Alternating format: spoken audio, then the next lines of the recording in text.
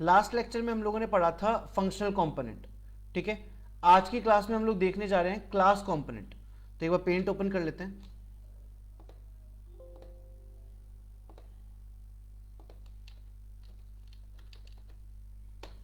तो class component समझते हैं।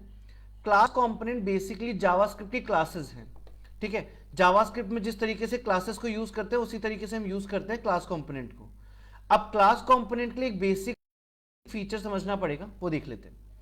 फॉर एग्जाम्पल ऐसे मानते हैं कि यहां पे जाके ना हमने एक क्लास बनाई, जो क्लास बनाई गई है ES6 पे, ECMAScript 6 के ऊपर, ठीक है। तो ऐसा मान लेते हैं हमारी ECMAScript 6 की क्लास हमने बना ली है। एक सेकेंड,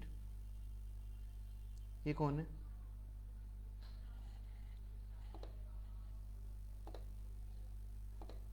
ओके, सो ECMAScript की क्लास हमने बना ली है। वो क्लास बनाने के बाद हम ऐसा मान लेते हैं यहां पे जाके एक चीज होती है जिसको हम बोलते हैं HTML, या फिर बोल सकते हो JSX, सही। उसके बाद यहां पे एक चीज है जिसको बोलते हैं प्रॉपर्टीज, जिसको यहां पे शॉर्ट फॉर्म में बोला जाता है प्रॉप्स, सही। तो अब क्लासेस किस तरीके से काम करती है वो समझाता हूं। क्या होगा, ये डायरेक्टली फंक्शन में भी हमने समझा था कि प्रॉपर्टीज या डेटा को हम देते हैं किसको, हमारे फंक्शन या फिर क्लास को।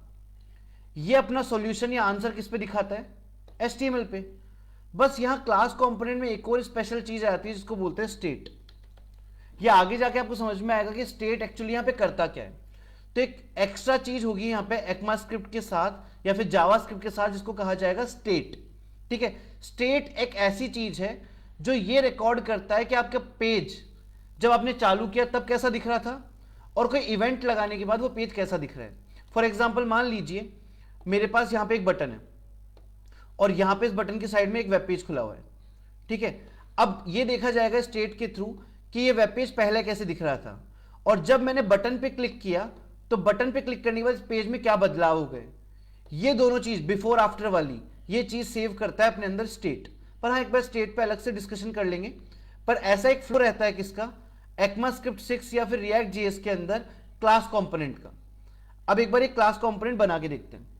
तो क्लास कंपोनेंट बनाने के लिए हम लोग आ जाएंगे हमारे विजुअल कोड स्टूडियो पे, और कंपोनेंट नाम से एक फोल्डर बनाया था हमने जिसमें एक फाइल बनाई थी greet.js करके।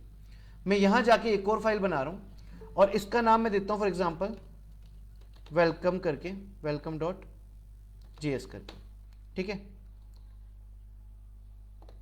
ओके, नाउ welcome.js करने के बाद हम यहां जाएंगे और एक क्लास बनाएंगे, ठीक है।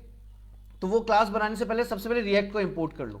तो हम लिख रहे हैं यहां पे इंपोर्ट, और इंपोर्ट करने के बाद हम यहां लिख रहे हैं रिएक्ट। ओके, हमें ये अभी मिल नहीं रहा है तो एक बार पूरा लिख देते हैं रिएक्ट फ्रॉम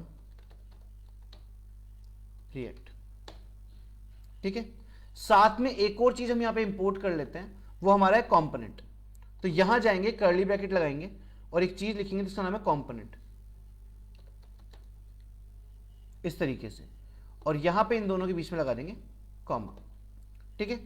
ये रिजॉल्व हो गया यहां पे। अब ये रिजॉल्व करने के बाद हम लोग जाएंगे और यहां पे क्लास कंपोनेंट बनाएंगे। बनाने का तरीका, सबसे पहले लिखेंगे क्लास। क्लास लिखने के बाद आपने अपनी जो फाइल को नाम दिया है, आप एग्जैक्टली वही नाम यहां लिखने वाले हैं, वेलकम। इसके बाद करेंगे एक्सटेंड्स, और इसमें कंपोनेंट नाम की जो चीज है हमारे पास वो डलवा देंगे इस तरीके से, और लगा देंगे कर्ली ब्रैकेट। ये करने के बाद मैंने ऑलरेडी आपको बता रखा है कि आप रेंडर नाम की एक चीज को या रेंडर नाम के एक फंक्शन को यहां पे यूज करते हैं क्लासेस को रेंडर करने के लिए, ठीक है। इसके अंदर जाके लिखेंगे रिटर्न, और रिटर्न के आगे जाके हम कोई भी हमारी HTML का टैग यूज कर सकते हैं। जैसे कि मैं जो यूज करने वाला हूं इस चीज में, वो यूज कर रहा हूं H1 टैग हमारा, ठीक है। तो मैंने H1 टैग लगा दिया, और H1 टैग के अंदर मैं जाके सिंपली लिख देता हूं क्लास कंपोनेंट, सही। इस तरीके से हम काम कर लेंगे। एक बार इसको सेव कर लेते हैं, और सेव करने के बाद हम यहां पे npm स्टार्ट लिख देते हैं, तो ये स्टार्ट हो जाएगा तब तक, ठीक है। इसको स्टार्ट होने देते हैं। अभी हमने क्या कर लिया, हमारा क्लास कंपोनेंट बना लिया है, जिसमें हमने क्लास का नाम लिखा यहां पे जो फाइल का नाम था। उसके बाद हमने इसके अंदर एक चीज डाली है, एक क्लास डाली है जिसका नाम है कंपोनेंट, जो हमें बनी बनाई रेडी दी गई है, प्री डिफाइंड है। फिर इसके अंदर रेंडर लिखना कंपलसरी है अगर आप क्लास कंपोनेंट यूज कर रहे हैं तो, और रिटर्न लगा के आप उसके अंदर कोई भी HTML यूज कर सकते हैं। इतना करने के बाद ये जो पर्टिकुलर चीज आपने यहां लगाई है, इस चीज को आपको इंपोर्ट करवाना पड़ेगा। इंपोर्ट करवाने के लिए आप जाएंगे app.js के अंदर, ठीक है, यहां पे ये फाइल आएगी, जो भी आपकी welcome.js थी वो कहां पे इंपोर्ट होगी, इस पर्टिकुलर प्लेस पे। तो ये करने के लिए सबसे पहले आप अपनी welcome.js को एक्सपोर्ट करेंगे और फिर app.js में इंपोर्ट करवाएंगे। तो एक्सपोर्ट करने के लिए हम लोग लिखते हैं एक्सपोर्ट डिफॉल्ट और फिर हमारी फाइल का नाम जो भी था वेलकम, ठीक है। ये पर्टिकुलरली लिखने के बाद हम आएंगे app.js पे और यहां से जो ये टैग मैंने ग्रीट नाम से लगाया था ये हटा देते हैं। हम यहां पे लगा देते हैं एक टैग जिसका नाम है वेलकम, ठीक है, और ये इंपोर्ट हो गया। यहां पे हमने इसको सेव कर दिया, सॉर्टेड। तो इस तरीके से इस वे में हम क्या करेंगे, हमारे क्लास कंपोनेंट को यहां से एक्सपोर्ट करवाएंगे पहले, और एक्सपोर्ट करवाने के बाद हम इसको यहां पे इंपोर्ट कर लेंगे। इस तरीके से हमारे React.js में बनाए जाते हैं क्लास कंपोनेंट्स। आई होप सबको समझ में आया होगा कि क्लास कंपोनेंट हम किस तरीके से बना सकते हैं React.js के अंदर।